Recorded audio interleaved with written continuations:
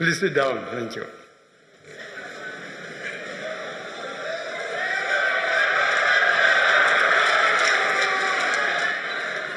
Your Excellency, the Vice President, Mrs. Buhari, Your Excellency, the governors,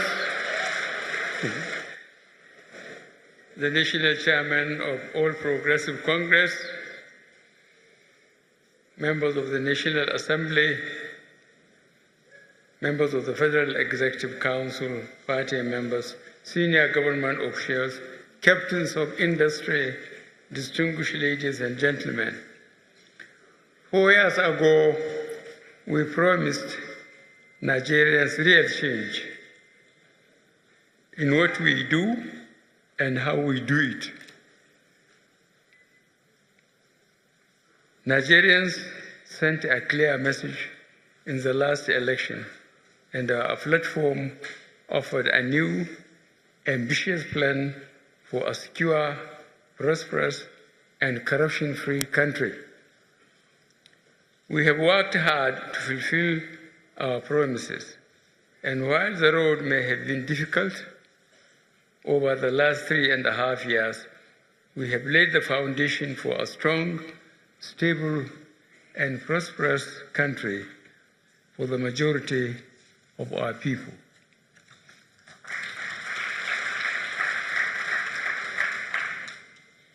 Foundational work is not often visible, neither is it glamorous, but it is vital to achieving the kind of country we desire.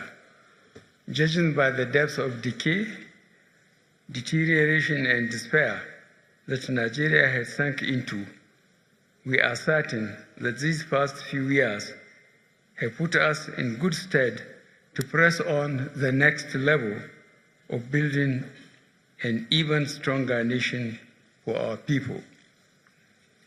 First things had to come first. We were a nation at all, but we delivered on our commitment to secure the territorial integrity of our nation in the face of a raging insurgency that devastated many parts of the Northeast. We liberated 17 local government areas from the grip of insurgency. Brokering and sustaining peace in the Niger Delta has also been crucial to stabilizing the polity.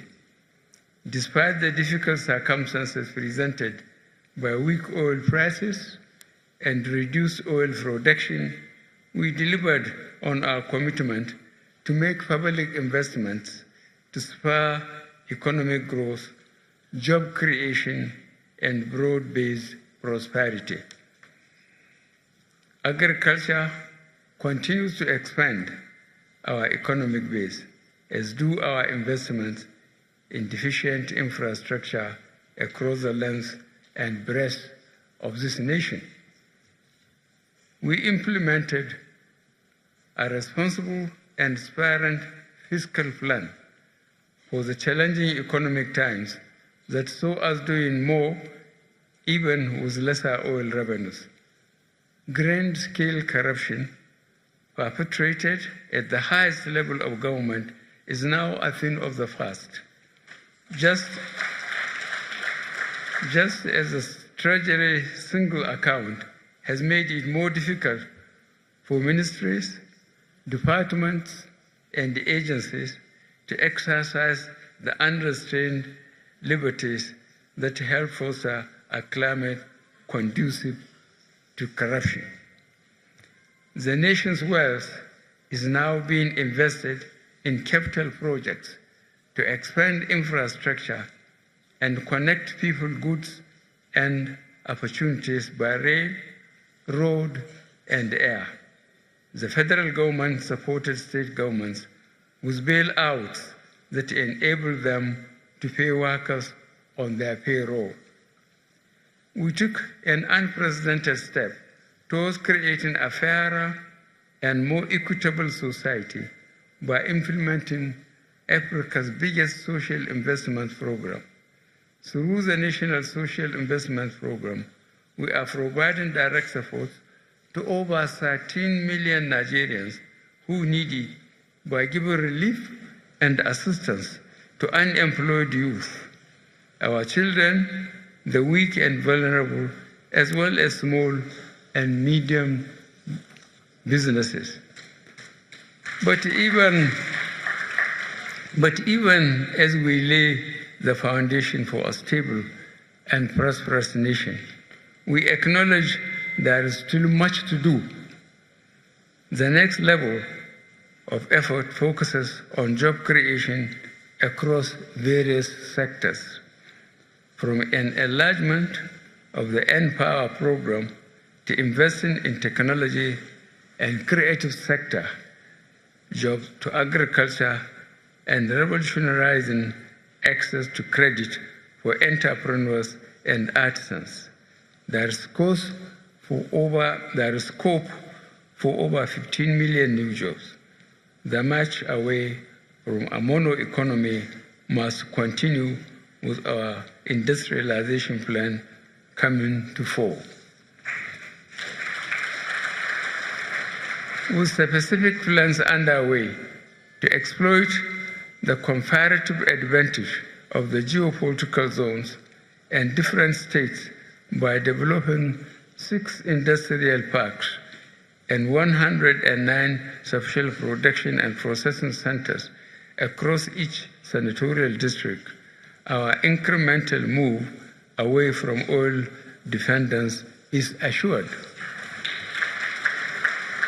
In addition, our development of the special economic zones will quickly concretize our Made in Nigeria for Export plan.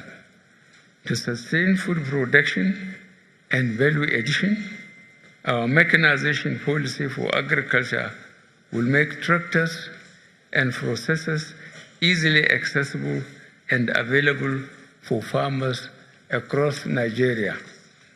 We will continue a wide-scale training policy, prioritizing technology to reach the demography of young people within the productive sector on a massive scale, even as we create jobs and growth within our economy. We believe that our people who are still in poverty have a different way out and up through our expanded National Social Investment Program.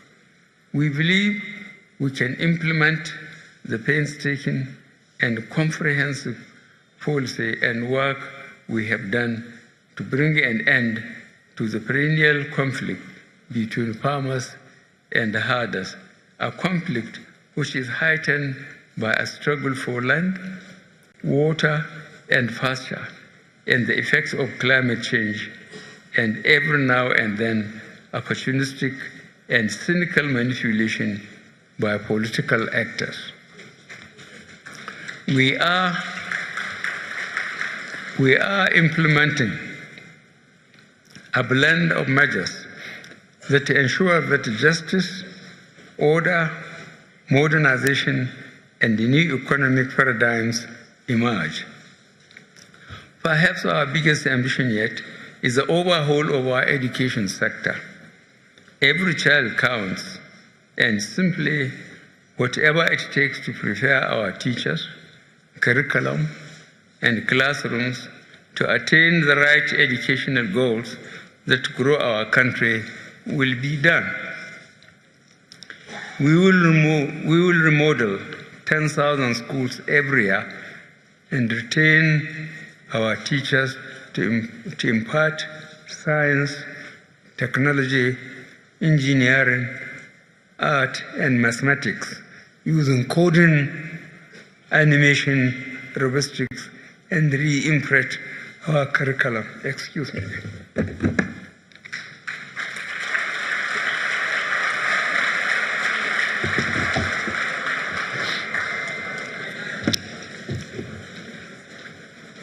We know that to succeed, moral integrity and conscience must continue to form the dominant character of our nation and its leadership. Corruption is an existential threat to Nigeria. Despite the gains we have made in closing the gates, we know that there is still much ground to cover to stop systematic corruption. We are committed to deepening the work we started this first term, such that nations' assets and resources continue to be organized and utilized to do good for the common man. The next 4 years will be quite significant for our country. Nigeria is faced with a choice: to keep on building a new Nigeria or to go back to its tainted past, which favored only an opportunities to few. Our choices will surely shape us, defining clearly our economic security and our future prosperity. Nigeria, more than ever before, needs a stable and people-focused government to move the development of our country forward. Join us on this journey to the next level of a prosperous, strong, and stable Nigeria.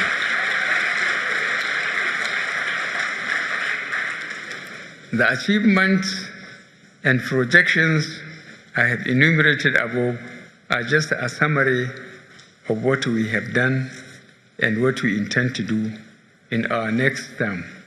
If Nigerians graciously give us a second term mandate.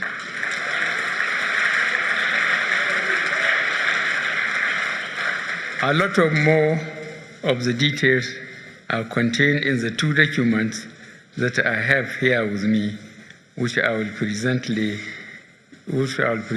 shortly. I am not unmindful of the fact that today is the day that presidential and National Assembly campaigns kick off. I urge all candidates and supporters of all political parties to go about the campaigns peacefully and decently.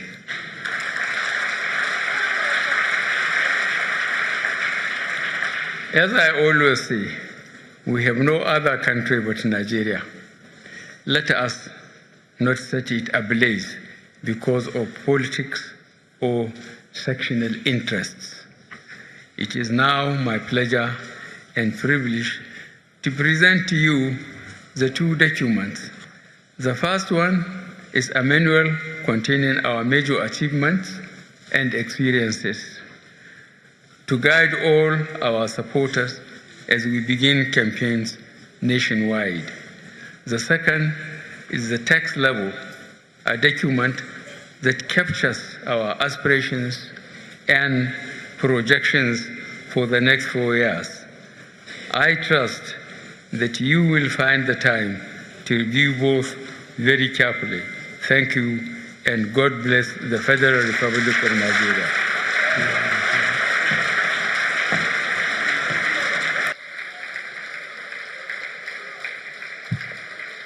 Your Excellency.